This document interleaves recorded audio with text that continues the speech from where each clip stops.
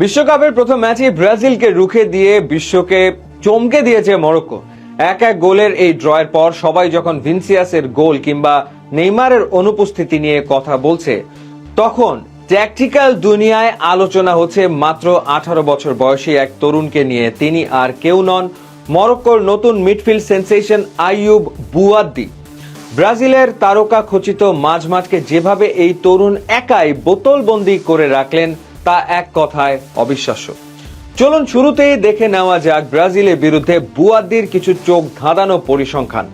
পুরো 90 মিনিট মাঠে থেকে এই তরুণ যা করেছেন তা যে কোনো অভিজ্ঞ মিডফিল্ডারের জন্য স্বপ্নের মতো।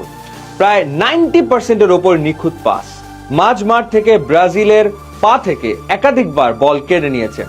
ক্যাসিমিরো এবং ব্রুনো গিমারাইজের মতো ফিজিক্যাল মিডফিল্ডারদের বিরুদ্ধে বেশিরভাগ ডুয়েল বা লড়াইয়ে জিতেছেন বুয়াদ্দি। ব্রাজিল যখনই আক্রমণ করার চেষ্টা করেছে তখনই ডিফেন্সের সামনে দেয়াল হয়ে দাঁড়িয়েছেন তিনি। লুকাস পাকেতার যে পাসিং ভুলের কারণে মরক্কোর প্রথম গোলটি পায়, সেই প্রেসিং ট্র্যাপের পেছনেও বড় অবদান ছিল বুয়াদ্দির পজিশনিং এর।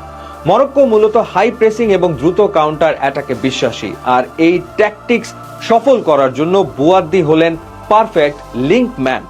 বুয়াদ্দি মরক্কোর মাঝমাঠের গতি নিয়ন্ত্রণ করেন, কখন খেলা ধীর করতে হবে আর কখন এক পাশে বল উইংয়ে পাঠাতে হবে তা তিনি খুব ভালো বোঝেন। 2022 বিশ্বকাপে আমরাবাত একাই মরক্কোর ডিফেন্স সামলেছিলেন। বুয়াদ্দি ডিফেন্স থেকে বল রিসিভ করে ওপরে পুশ করতে পারেন, যাকে ফুটবলের ভাষায় বলা হয় ডিপ লাইং প্লেমেকার। ব্রাজিলের মতো দল যখন প্রেসিং করে তখন অনেক মিডফিল্ডার নার্ভাস হয়ে বল হারিয়ে ফেলেন, কিন্তু বুয়াদ্দির সবচেয়ে বড় গুণ হলো তিনি প্রচন্ড শান্ত। চাপের মুখেও তিনি ঠান্ডা মাথায় বল ধরে রাখতে পারেন, যা মরক্কোকে পজিশন ধরে রাখতে সাহায্য করে। মরক্কো গত বিশ্বকাপে সেমিফাইনাল খেলে ইতিহাস গড়েছিল, তবে তাদের নিয়ে অভিযোগ ছিল তারা কেবল ডিফেন্স করতে জানে, আক্রমণে ক্রিয়েটিভিটির অভাব। ঠিক এই জায়গাতেই আইয়ুব বুয়াদ্দি মরক্কোর জন্য সবচেয়ে বড় আশার আলো। লিল থেকে উঠে আসা এই ফ্রেঞ্চ মরক্কান তরুণ মরক্কো দলের মাঝমাঠে সেই ইউরোপীয় আধুনিক ফুটবলের গতি এবং ট্যাকটিক্যাল ম্যাচুরিটি নিয়ে আসছেন। এই বিশ্বকাপে মরক্কো যদি নকআউট পর্বে অনেক দূর পর্যন্ত যেতে চায়, তবে বুয়াদ্দির ফিটনেস এবং ফর্ম ধরে রাখা অপরিহার্য। কারণ গ্রুপ পর্বে বাকি ম্যাচ এবং পরবর্তী রাউন্ডগুলোতে যখন আরো বড় বড় দলের মুখোমুখি হতে হবে, তখন মাঝ মাঠের নিয়ন্ত্রণ ধরে রাখতে বুয়াদ্দির কোনো বিকল্প নেই। ব্রাজিলের মতো বিশ্বসেরা আক্রমণের সামনে আইয়ুব বুয়াদ্দির এই নির্ভীক পারফরম্যান্স কিন্তু হুট করে আসেনি। ফ্রেঞ্চ ক্লাব লিলের হয়ে ইউএফা চ্যাম্পিয়ন্স লিগে রিয়াল মাদ্রিদের মতো পরাশক্তিকে হারানোর পেছনেও এই তরুণের অবদান ছিল অনন্য।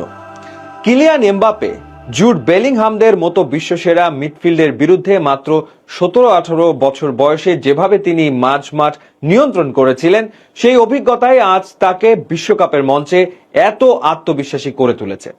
আন্তর্জাতিক ফুটবলে যে কোনো তরুণের জন্য ব্রাজিলের হাই প্রেসের মুখে পজিশন ধরে রাখা কঠিন, কিন্তু বুয়াদ্দির ইউরোপীয় ক্লাব ফুটবলের শীর্ষ স্তরে খেলার অভিজ্ঞতা তাকে ট্যাকটিক্যালি দলের অন্য সবার চেয়ে এগিয়ে রাখছে। তিনি জানেন কখন ডিফেন্সিভ জোনে ফাউল না করে বল রিকভার করতে হয় এবং কখন লাইন ব্রেকিং পাস দিয়ে প্রতিপক্ষের ডিফেন্স চূর্ণ করতে হয়। 2022 বিশ্বকাপের সেমিফাইনালিস্ট মরক্কো দল এখন একটি ট্রানজিশন বা পরিবর্তনের মধ্য দিয়ে যাচ্ছে।